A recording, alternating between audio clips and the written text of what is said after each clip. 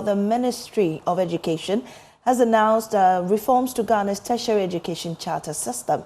University charters, which previously had indefinite or loosely defined terms, will now be capped at 10 years. Sector Minister Haruna Idrisu says the move is designed to improve academic accountability, enforce standards, and enable regular institutional reviews. Through the communication broadcasting session, and I think that I have been a strong advocate in my life in Parliament.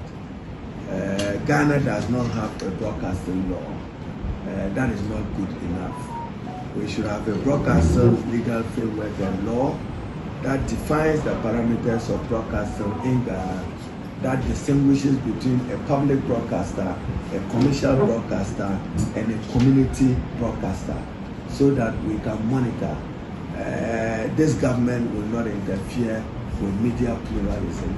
We will respect and uphold the highest tenets of media freedom in order that we will give unfettered opportunity to the expression of freedom of expression and others. I'm particularly encouraged what I saw, that the young ones are exposed to studio learning process.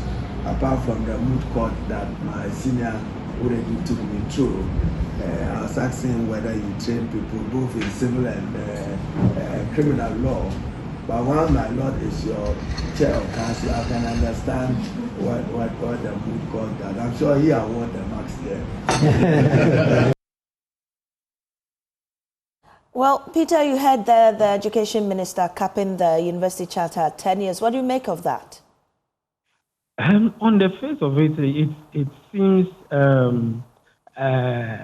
okay. Let me put it that way. We will need to delve deeper to find out the rationale. I think that what he's trying to do is to ensure that when you are giving the charter, there is an accountability, so that within the period that you need to renew or apply for a renewal, the mandate and the criteria or setup that have been given you would have fulfilled it.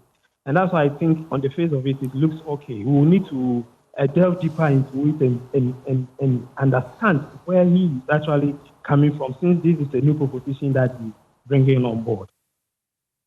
Do you think this is in any way going to affect institutional autonomy, or even the standards that they set that make them keep those standards within a 10-year period? I don't think so. So I'm looking at it from a perspective of going to renew your driver's license. What is the essence of that? The essence of that is to ensure that you meet certain criteria, you go and do checks with your eye and other things.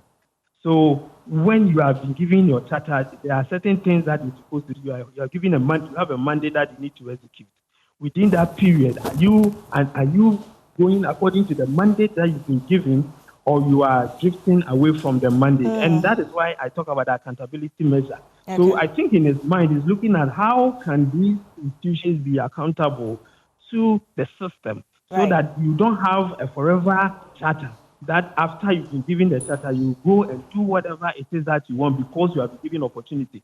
I'm thinking he's looking at a situation whereby when an institution drifts away from its mandate and is not producing the quality that the institution needs, the country needs, there will be a measure to bring them back on track.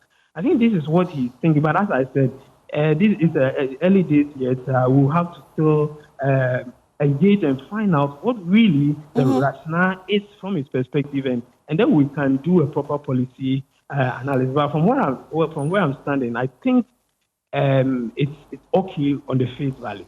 Well, I get you, but how does this impact on old universities like the University of Ghana, Kwame Nkrumah University of Science and Technologies, which been in existence for so many years? Yes. So that is why I'm saying that we will need to get the entirety of the policy proposal, the idea from the ministry.